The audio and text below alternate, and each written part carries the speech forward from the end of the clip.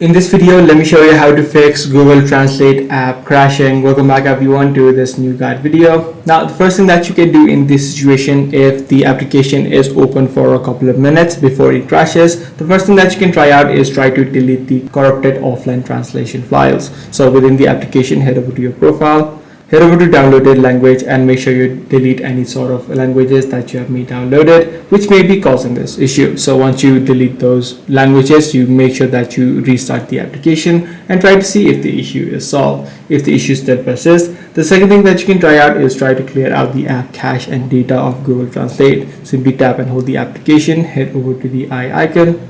Once you're inside, tap on the clear data option and then tap on clear all data. What this does is delete any sort of corrupted files which might be causing this issue. Also make sure that your phone has enough space, at least 1 to 2 GB, in order to run applications smoothly. So if you are running out of space, make sure you clear out space before you try to run the apps again. Now, if none of these solutions are working out for you, the last thing that you can try out is just update the application of Google Translate. Just head over to the Play Store or the App Store depending upon your device.